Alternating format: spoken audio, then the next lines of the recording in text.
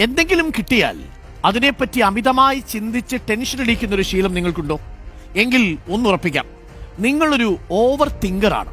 ചിന്തകൾ അമിതമാകുകയോ കാടുകയറുകയോ ചെയ്യുമ്പോൾ അനാവശ്യമായ ഭീതിയും ഉത്കണ്ഠയും എല്ലാം ഉണ്ടാകും.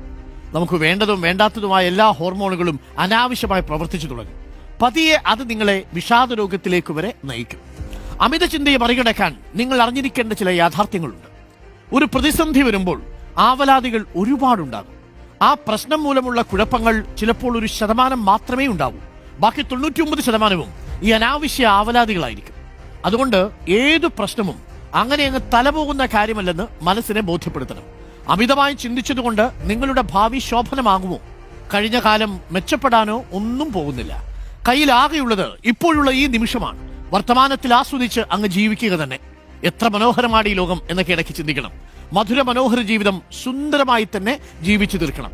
അപ്പോൾ അനാവശ്യമായ ചിന്തകളിൽ നിങ്ങൾ പെട്ട് ഒരു ഓവർ തിങ്കറായി മാറരുത്. കുഞ്ഞു കുഞ്ഞു കാര്യങ്ങൾ കിട്ടിയാൽ മനസ്സതിന് പിന്നാലെ ഇങ്ങനെ പായും. ഒരു കാര്യം എപ്പോഴും പ്രേക്ഷകർ ഓർമ്മിക്കണം, നിങ്ങൾക്ക് ചിലത് വീണ് കിട്ടിയാൽ മനസ്സ് ബാക്കി പൂരിപ്പിച്ച് കഥയുണ്ടാക്കും. അങ്ങനൊരു പ്രശ്നം നമുക്കുണ്ട്. നമ്മുടെ ബുദ്ധി പലപ്പോഴും കുബുദ്ധിയായിട്ട് മാറുന്നതും അത്തരം സാഹചര്യങ്ങളിലായിരിക്കും.